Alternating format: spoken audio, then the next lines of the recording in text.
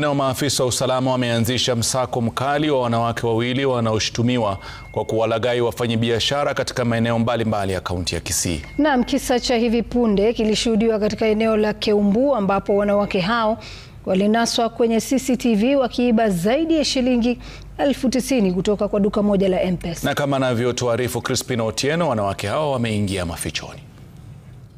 Mwendo wa saa 5 na dakika 18 hivi siku ya Jumapili ya tarehe 22 mwezi huu, kanda hii ya CCTV inanasa mwanamke mmoja aliyevaa nguo ya rangi ya samawati akiingia katika duka hili la vipodozi kwenye barabara ya Keumbu Keroka, kaunti ya Kisii. Mama huyu wa umri wa makamo anaonekana ni kama amevutiwa na kibeti hiki katika duka hilo, ila alikuwa na nia fiche ya kupora duka. Mapema Ijumaa wiki iliyopita, mama huyu alikuwa katika duka hili, wakati huo akikagua mambo yalivyo, ila hii leo aliwapata watoto ndio waliachwa hapa dukani, wazazi wakiwa mashambani.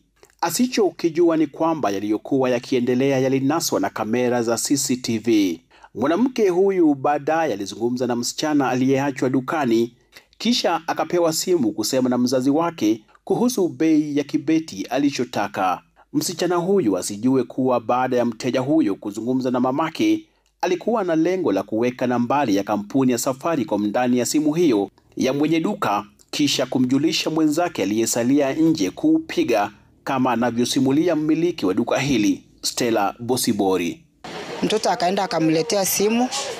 Alipomletea simu alisave namba tofauti. Alafu kwa jina akasave namba ya 0722000000 ambao ni ya Safaricom. Na baadaye aliambia mtoto kwamba ameniconnect kwa simu. Alafu kuna mama alimuongelesha kama mimi, akamwambia kwamba achukue pesa kwa beauty shop na ya hoteli. Hao wakora walikuja Ijumaa, wakaanza kutuuliza wanataka vibeti, tena wakarudi. Sasa sisi tukashangaa, wakati tuliwatolea tukaweka kwa meza, wakasema wanarudi wanaenda kuita wengine. Alafu wakaenda hivyo. Sasa Sunday wakati ule tumetoka tumeacha watoto, wakaanza kuchanganya watoto.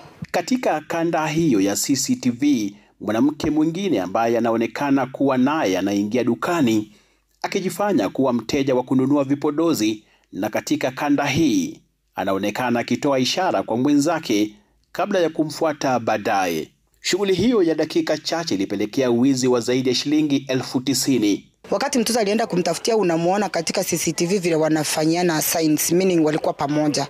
Kuna namba zao mbili ambazo zilionekana Suswa na namba moja ilionekana ikiwa Nairobi.